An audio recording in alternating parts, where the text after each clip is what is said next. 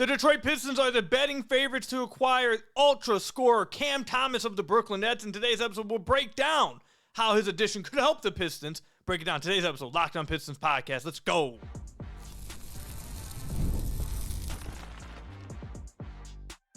You are Locked On Pistons, your daily Detroit Pistons podcast. Part of the Locked On Podcast Network, your team every day. What's the deal? Welcome back to another episode of the Locked On Pistons podcast. Per usual, I am your host, Ku Khahil. You can find me over on Twitter at Ku Khahil. I've been covering the Detroit Pistons over the last 4 years for the Locked On Network. Fan credential media member over the last 3 years. I appreciate all of your guys' support, all the everydayers, everyone who makes Locked On Pistons your first listen of every single day. I appreciate all of you guys.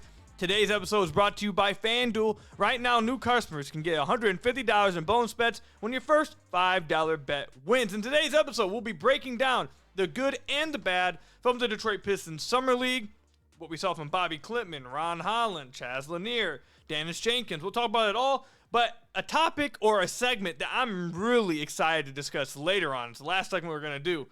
I'm going to be revisiting takes from before the season and seeing how these takes played out. Now that the season is over, I've already looked at quite a few, and I can't wait for this. This is gonna be fun. So stay tuned for that. But let's go ahead and get into the big news of today. I wake up today. It feels like every single time I wake up, there's like some new random rumor with the Pistons. We had the An Ivy stuff from the other day that we talked about. Then I wake up today and I see that Cam Thomas is somehow being linked to the Detroit Pistons. And the only reason why he's being linked to the Detroit Pistons is because apparently the Detroit Pistons are the betting favorites to acquire him. According to Bovada official, the Pistons are plus 350 favorites to acquire him. It goes Pistons plus 350, Hornets plus 400, Bulls plus 400, Grizzlies plus 400, Magic plus 650, Jazz plus 650, and Wizards plus 650. So the Pistons are the betting favorites of about 7 or 8 of those teams that they have for Cam Thomas. So now this has caused a bunch of discussion in the Pistons community, and I saw quite a few NBA community members talking about the Pistons potentially going after Cam Thomas as well. So I want to discuss Cam Thomas, the player, what he's good at, and whether I believe the Pistons could actually go after him. Cam Thomas is a flat-out scorer. That's all we're really going to discuss in today's episode about him. He is a lights-out scorer who was looking like he was improving this past year and really taking another step as a scorer. Averaged 24 points per game on around 57 true shooting percentage. That's nothing to sneeze at. Cam Thomas around 23 years old. That is not easy stuff. 24 on some league average efficiency on a team like Brooklyn with no other real scoring options. I mean, that's nothing to sneeze at all. He was in the 92nd percentile as a pick and roll ball handler. Really impressive. This right here is which is even more impressive. 96th percentile as in isolation, which is pretty crazy. And he became a better spot-up shooter this year. He was in the 79th percentile on spot-up situations this past year for the Brooklyn Nets. My overall thoughts on Cam Thomas are he is proven, I think, to be a legit scorer in the NBA. And I think he's going to only get better. He's only 23 years old. I don't see why we can consider all these other players that can get better, but Cam Thomas can't get better. I think he's going to continue to get better. I know he went at Zach Lowe a few days ago.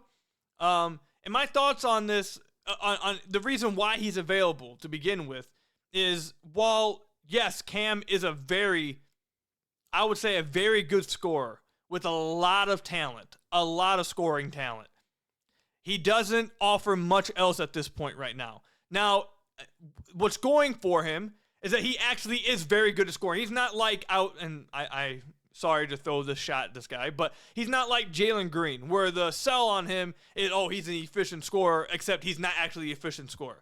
Cam is actually an efficient scorer. He is really good at what he does. You put him in isolation, give him a mismatch, he's cooking him. You don't send a double team, he's cooking him. Like, he actually can do that. So there is value for that.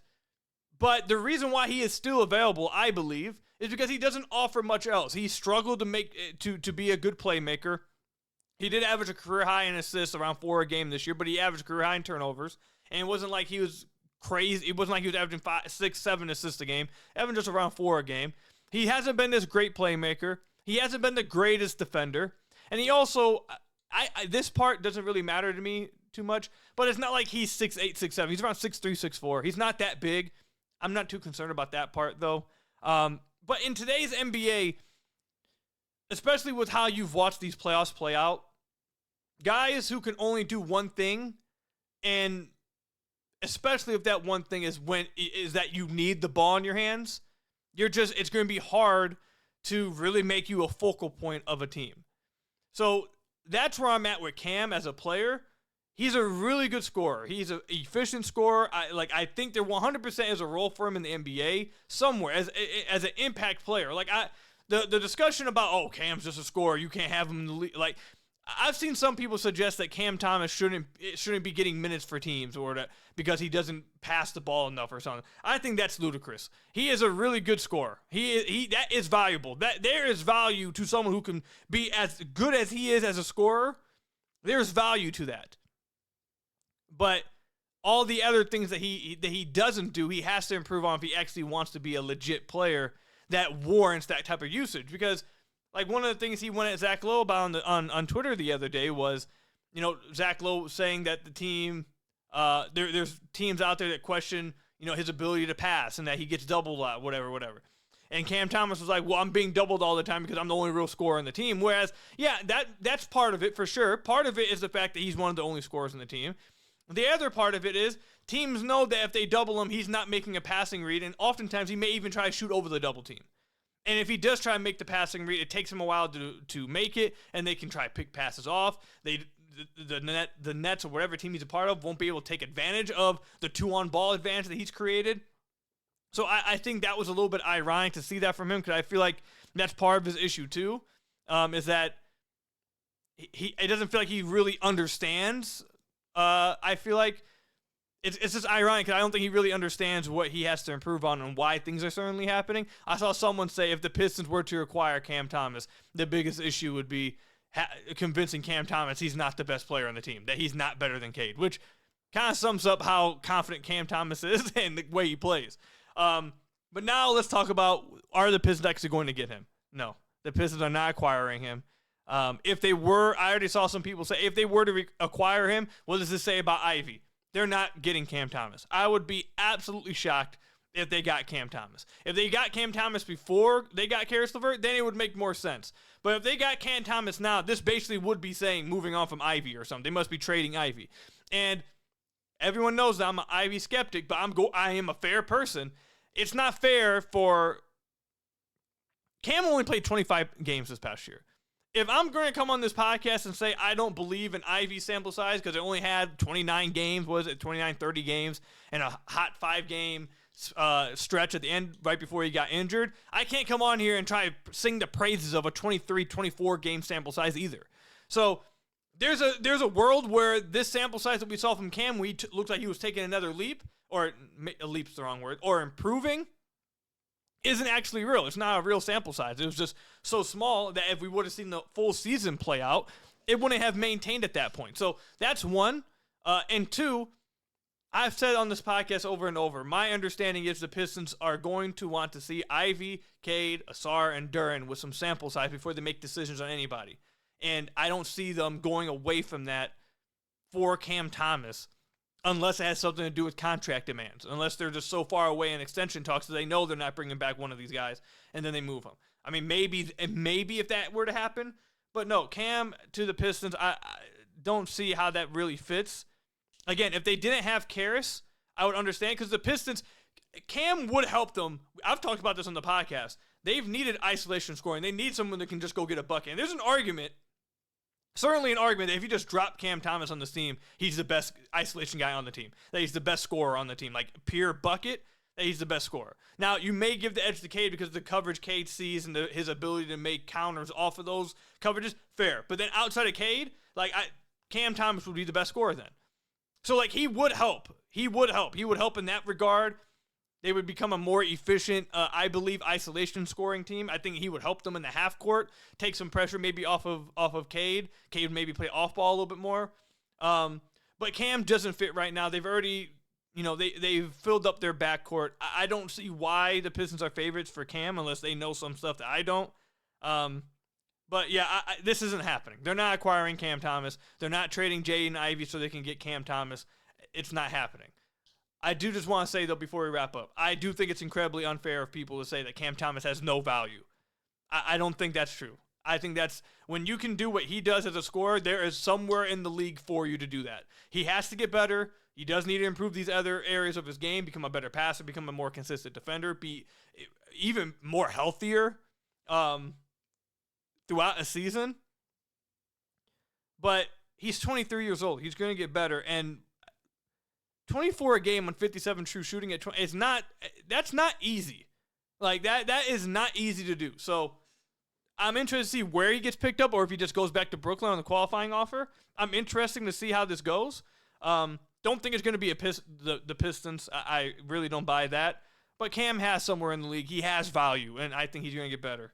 So I think people are maybe going a little overboard with the Cam Thomas hate. But let me know, comment section down below or over on Twitter at Ku Khahil. Would you like the Detroit Pistons to go after Cam Thomas? What does this mean? Do you buy into this these betting odds? Let me know all of that. Comment section down below or over on Twitter at Ku Khahil. Coming up, I'm going to give you guys my good and bad takeaways from Summer League. Some good with Ron Holland, and maybe some not so good from some recent draft picks. We'll talk about it coming up. Today's episode is brought to you by FanDuel. Summer sports are in full swing, and whether you're all about baseball under lights, Tigers, what's going on? 1-9 in the last 10 games. Let's get it together. Golf on the green, or a high-stakes soccer action, FanDuel is the best way to make every game even more exciting. You're already following the action, why not make it a little bit more thrilling? With FanDuel, you can get in on the game while your friends are getting sunburned at the beach. I've been using FanDuel to track my favorite matchups, and the app keeps it fresh with new daily promotions and fun ways to bet. It's easy to use, fast to pay out, and makes even regular season games feel like must-watch events. Whether I'm placing a same-game parlay or watching a bet ride into the 9th inning, FanDuel makes it feel like I'm part of the action. New to FanDuel, new customers can bet just $5 and get $150 in bonus bets if your first bet wins. Again, if you're new to FanDuel, just take $5, put it on a bet. If it hits, if it wins, you get $150 to play with in bonus bets. I think it's a great deal for you. So open the FanDuel app today or visit FanDuel.com to get started and get this $150 in bonus bets if your first $5 bet wins. Again, today with FanDuel. So I want to thank you guys again for making Locked On Pistons your first listen of every single day. We are free and available on all your podcast platforms. If you haven't already, head to the YouTube channel at Locked On Pistons. Hit that subscribe button or leave us a 5-star review on whatever podcast platform you're listening to this on. That's another great way to support the podcast. Let's go ahead and get into it. Again, stay tuned for later. And so when we discuss the takes from before the season, I'm really looking forward for that one. I almost thought about making it the first topic in today's, but I thought the Cam Thomas stuff was probably more on the front of everybody's minds, obviously. But let's talk about Summer League here. Summer League obviously is wrapped up. Ron Holland was a part of the second team. What do they call it? All Summer League team. He made the second team. I think he should have made the first team. But there's really 4 guys we're going to spend this segment talking about. It's Ron Holland, Bobby Klitman, Chaz Lanier, and Daniss Jenkins. That's who we're going to talk about here. So let's start with Ron. I thought Ron was incredibly impressive and gave you everything you wanted to see from him during Summer League. Shot around 45% from beyond the arc. Played really well. Looked like he was the best player on the floor every time he touched the court. That's what you'd like to see from your second-year player in Summer League. Was very aggressive. The shot looks improved. We've talked about that. The shot just looks more fluid. He looks more comfortable with it. He looks way more confident with it. And that's really, and I liked, and we spent the whole podcast, like I think 5 episodes ago or something, talking about how I really enjoyed seeing Ron test his playmaking reads. He averaged a lot of turnovers. He was turning the ball over quite a bit at times. But it was because he was trying to make more advanced reads. He wasn't just getting to the basket and trying to finish every single thing. He was trying to read defenses. Okay, they help down, where's the kick out? He was trying to make these reads, and sometimes they were off mark. Sometimes he did make them. Sometimes it was the wrong read. But I thought that it was a very mature way to attack the offseason and to attack the Summer League, because we know that Ron I mean, it was great to see him finish at the rim, but we know he can finish at the rim. We know he has a great touch around the rim. What we know that he needs to improve on is as a passer, as a shooter, and consistent play in the half court, play to play. And I thought him spending time very noticeably trying to make better passing reads and read the defense, I thought was very mature of him. I really liked seeing that. I don't know if it's something we're going to see a lot of this year. I don't know how good he's going to be at this year. But that tells me that he knows that that's an area that he has to improve on and he wants to improve on.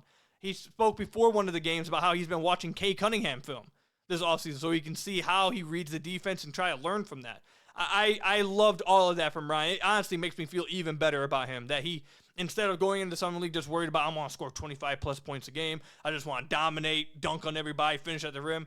He looked at it as a way to improve and to work on his weaknesses in a live game setting. So I liked what we saw from Ron a lot. I thought he was great. And obviously, if the jumpers, I don't think anyone thinks he's going to be a 40% three-point shooter this year. But if he's going, if the shot actually is there and he actually has improved as a shooter, that would be absolutely big time for the Pistons. Just around 33, 34% would be such a huge improvement for him. And he shot the lights out in Summer League. So maybe he actually is there. I'm really interested to see it. But I thought Ron did everything you wanted to see from him. Now let's move on to, and you know what, let's stay positive. Let's go Daniss Jenkins here, because I'll go ahead and spoil it. Bobby and Chaz, it's not going to be super positive with those. But let's go with Daniss Jenkins. If there is a guy in Summer League that proved that he deserves to be on some team's roster and deserves to get a chance, it's Daniss Jenkins. The Pistons, I believe, have 2 spots open right now, if my tracking is correct, if I understand this correctly. They have 2 spots open. He should get one. Daniss Jenkins was phenomenal in Summer League. Active defensively, strong on drives, making good passes, shot the ball really well, had some really good finishes around the basket, looked way more confident with the ball in his hands, way more confident of a ball handler, was just overpowering guys, had no fear when he was on the floor. There was multiple games where you could have made the argument that who was better, Ron or Daniss Jenkins. He was great. The Pistons aren't going to have any room for rotation minutes for like a backup point guard, but he should make the roster. And if anyone were to go down, or if they, maybe they make a trade or whatever, if they just want to have another point guard, a real point guard on the team, it should be Daniss Jenkins. I think he proved that. He was fantastic. I loved what I saw from him. He was talking trash the whole Summer League too. Some of his drives, man. Some of his drives were just uber impressive. Whether it was like a fake pass into a lay, same hand, same foot finish, whether it's high scoops off the glass, finishing through contact, Euro steps, like he was incredibly impressive.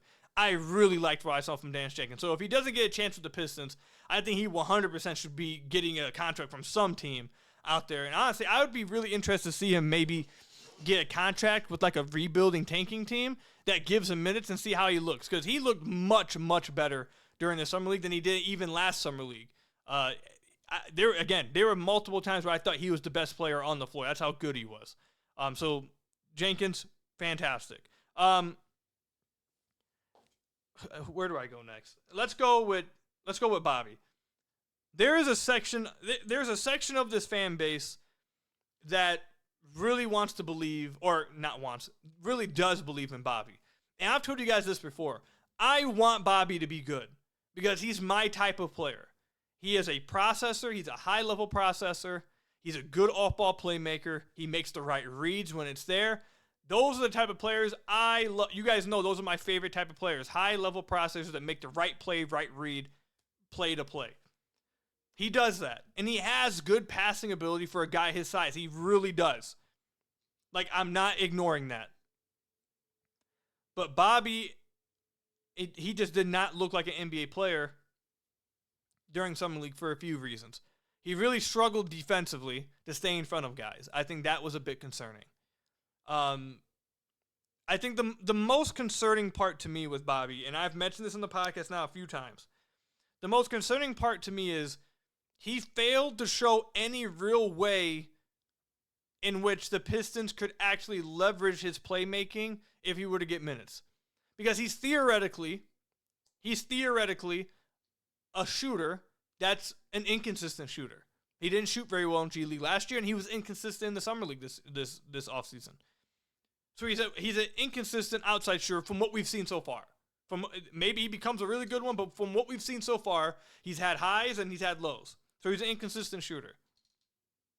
He doesn't really set screens. If you watch during the Summer League, he doesn't really make contact with screens. And the reason why I bring that up is because if he were to set harder screens or make contact on screens, that could maybe open up a possibility of maybe catching the primary defender with the screen and making him lag behind, which forces 2 on the ball. And now he can utilize his passing in the short roll. Like, that opens up that area, but he doesn't really do that often either. The other area of his game that I was really, really disappointed in, to be honest, this is the area that if he were to improve this area, I think it would really make up everything. And this is what I'm really the most concerned about, is his inability to attack closeouts. I don't know if it's due to his, like, guys who are not athletic are still able to attack closeouts. They attack confidently, and they understand angles, and they're able to keep advantages when guys fall for, a pump fake or a closeout too strong. Bobby, during Summer League, rarely was able to attack a closeout, get all the way to the basket, and then make a pass. Like, oftentimes, if you watch the Summer League, most of his drives, especially when he's attacking a closeout, ended in either a jump stop and kind of holding the ball, looking around for somewhere to pass, or ended in him not being able to get all the way to the basket, losing control of it or something, and then just making a kick out and kind of rotating to the corner. You need Bobby to be able to attack a rotating defense, attack a closeout, and then keep the advantage when he gets the step on a guy, so then he forces either help, potential finish at the rim, and if he does force help, that's when you can get his passing reads, his passing ability, and that's when it really can pop. But he just wasn't able to do that. I'd love for him to improve. I'd love for him to actually be a good player, but Summer League was not the best from him, and I think he has a long ways to go still. Doesn't mean he'll never get there, but I don't think he's there right now, and I think a fair question can be asked that how long and how much are the Pistons going to invest in a second-round pick? Again, I'd love to see him become good and improve. Not saying he can't get there, but right now I don't feel confident that he's there right now. I don't think his play in Summer League should give real reason to believe that he's going to be a backup 4 for a team trying to become a top 4 seed in the East. Not a team rebuilding anymore. Not a team you can just give minutes and test things out. A team that's actually trying to take next steps. Bobby Klitman as your backup 4, I feel like that's trolling. So that's my takeaways with Bobby. Then Chaz. I thought Chaz was actually more unimpressive than Bobby. I thought Chaz was probably I think Chaz had one of the worst takeaways of any of the players on the Pistons. Honestly, I think Tolu Smith was better than Chaz. As I've told you guys before, I talked to a few scouts after they drafted Chaz, and they all said, obviously, that he's a great shooter. But all 3 of the scouts that I spoke to talked about how they don't know if he does anything else at an NBA level, and they were a bit confused about the pick because of that. They were unsure of if he was going to be able to do anything else at an NBA level. And what you saw in Summer League, one, he didn't shoot the best, but I feel like most people are probably going to, which includes me, I'm one of those people.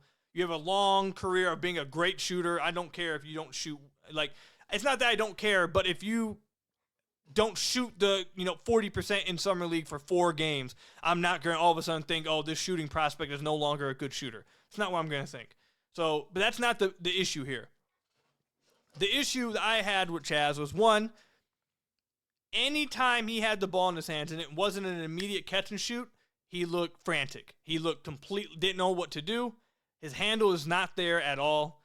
He struggled to attack closeouts as well. Wasn't even able to really run any ball screens. And something I noticed that even when he came off handoffs, if the immediate shot wasn't there, he immediately panicked. Like he wanted the ball out of his hands quickly. There was one really bad turnover he had, I believe, in the second game, when he came around a ball screen to the right side of the floor. It wasn't there, and instead of like keeping the dribble alive and maybe like trying to do something, or at least keeping the dribble alive and then get it to somebody else, he picked up his dribble immediately, looked like he was panicking, just threw the ball to the left side of the floor, turned it over, fast break layup. Like, I really thought Chaz just did not look very good in this Summer League. He wasn't able to do anything with the ball in his hands, wasn't able to drive to the basket, wasn't able to create looks for himself, and a lot of times, there were times where he looked super confident as a shooter, but then there were other times where it felt like he does have a quick release, but it seems like the release is a little, like his shot is a little lower. Like he doesn't have a high release. And it felt like that maybe bothered him sometimes and made him not as confident to just let it rip. Because there were times throughout Summer League where it looked like he was questioning whether he wanted to take this shot or not. And you can't have that when that's your one, when your one elite ability is a sniper. That can't be the case. You got to let it fly. It has to be going. And defensively, I thought, I mean, he was okay defensively, but you see, I thought you walked away from Summer League saying, okay, he has a lot to work on. And the concerning part for me, and I'm not saying he's not going to improve. He can. The concerning part for me is that when you draft an older prospect, as old as Chaz is, you'd like to see them be a little bit more ready, because most times people aren't going to give a 24-year-old prospect 3-4 years to try to develop. Like, if you're drafting an older prospect, it's because you believe they can be better quicker. And based off Summer League and what we saw, it looked like if it isn't shooting threes, he's not there yet with that. And that's concerning a little bit for me, but at the end of the day, he's not expected to get minutes anyways. And he's a second-round pick. So I just give him the season, let him go play in the G League, see what happens. But I thought Ron and Daniss Jenkins were incredible in Summer League. I thought Bobby, I'm lower on Bobby's performance, but I will say that there were some ups and some downs. Like, it was inconsistent. I don't feel the greatest about Summer League, but he did have some highs in there. Chaz, I thought, was just consistently disappointing. So it is what it is. Let me know in the comment section down below or over on Twitter at Ku Khahil. What were your guys' biggest takeaways from Summer League? But coming up, this is probably what I've been most looking forward to in today's episode. Revisiting takes from before the season. Stay tuned for it coming up.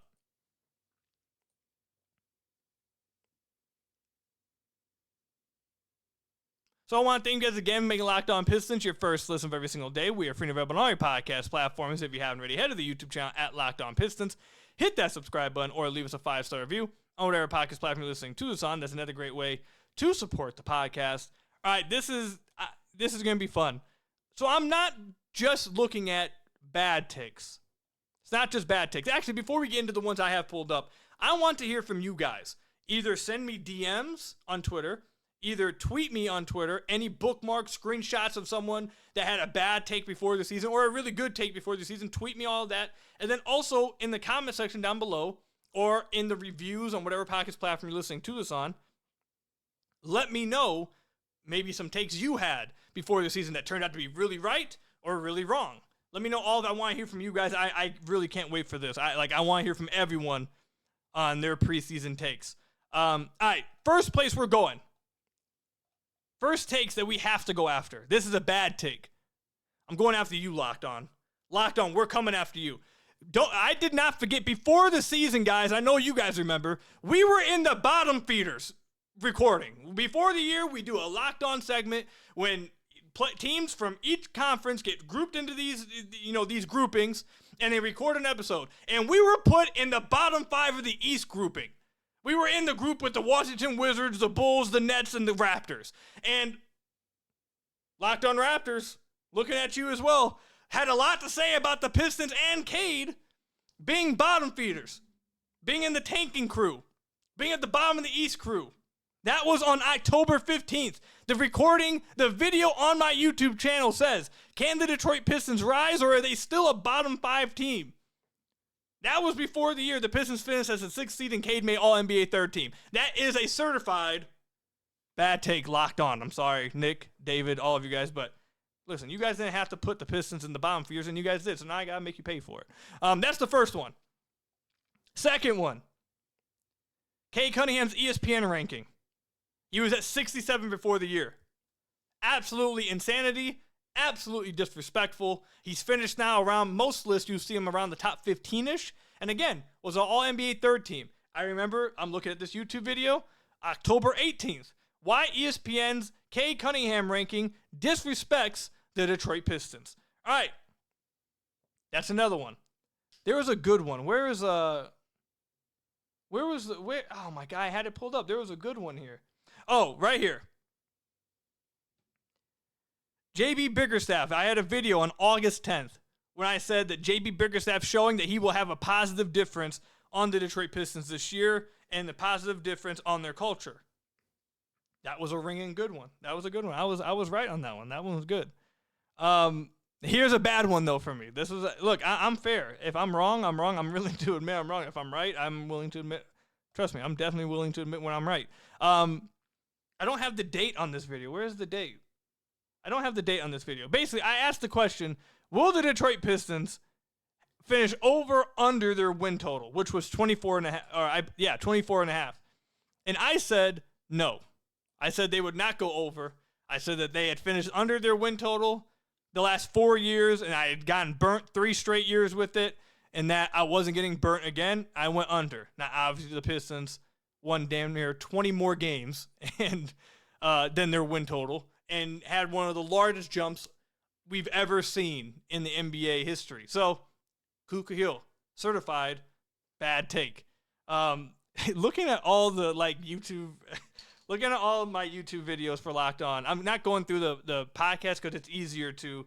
I have all the videos. It's easier to sort the older videos than it is to sort the older podcasts.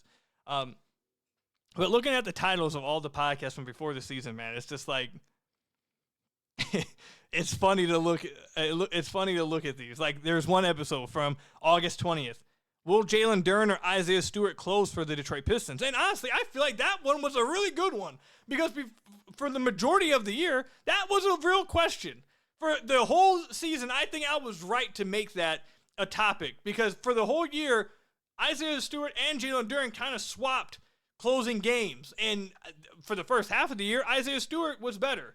And then Jalen Duren obviously got much better as the season went on. But yeah, I think Isaiah Stewart might have closed games in the playoffs if he was healthy. So I think that one was a good one. I'll go ahead and put a certified good take from Ku Khahil on August 20th. Here's one right here. July 31st. Anonymous executive says the Detroit Pistons are a mess and feel bad for Cade Cunningham. Certified bad take on July 31st. That was terrible. The Pistons went on to win their first playoff game in over 15 years. Cade, again, was 7th in MVP voting, 3rd team All-NBA, got the respect of everybody, and now the Pistons are looked at as an up-and-coming team, and everyone, it seems like the Pistons are their darling pick for this upcoming season. Again, looking at these is funny. Okay, here's another one. October 10th, NBA GMs vote Detroit Pistons young core the 5th most promising in the NBA. I think they might go high. You guys think that? Actually, I'll let you guys decide on that one. Is that one still a good take? Are the Pistons around 5th? I think the Pistons might be higher. I think they might be higher now, 5th most. We won't go certified bad or good take, but we should revisit that. Actually, you know what? Next episode, we might revisit that exact GM vote. But that's the ones I have for now. There's quite a few I could keep going with. The over-unders episode was July 25th. I just realized that. I just saw it. You want to know another one? This will be the last one I leave you guys with. Before the year, I had asked a lot of you guys on Twitter to send me your guys' worst or good takes. And it brought me to a Twitter poll in the Pistons community asking, who do you want the Pistons to draft out of this past draft? And there were so many people. And I mean a lot of people that wanted Dalton Connect. In this poll, there's over 950 votes in it. Dalton Connect got the most votes, 34% of the votes. So many people wanted Dalton Connect. And I think now that clearly looks like it would have been a horrible move to do. And they went with Ron Holland. I think that's proven to be a good one. Another one, a lot of people wanted Montas Buzelis, and I don't think that's a bad take, to be honest. I don't think that's a horrible one, but not many people had Ron Holland before the year. Not a lot of people thought or wanted Ron Holland to be drafted, and now everyone loves him. So don't connect, thank God they didn't draft him because that would have been bad. We'll wrap it up there. Let me know all of your guys' takes from before the season, whether it's a good one or a bad one. I shared both my good and bad ones. It's all fun and games. Let me know, comment section down below, or over on Twitter @Ku Khahil. But that's all I've got for you guys today. Thank you guys for making Locked On Pistons your first listen of every single day. Free and available on all your podcast platforms. Check out the description down below for the Playback, the Substack, and the Twitch channel. I appreciate all of you guys' support. Hit that subscribe button. Leave us a 5-star review, whatever podcast platform you're listening to us on. And until next time, I'll see you guys later. Stay safe out there. And until next time, peace out, everybody.